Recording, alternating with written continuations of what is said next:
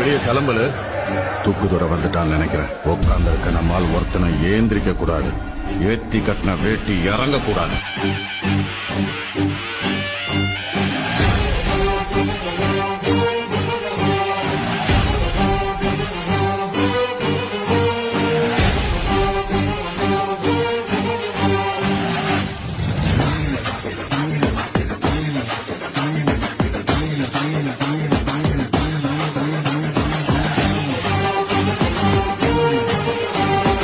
எதிர்கட்சி தலைவர்களுக்கும் என்னுடைய வணக்கத்தை தெரிவித்துக் கொள்கின்றேன்.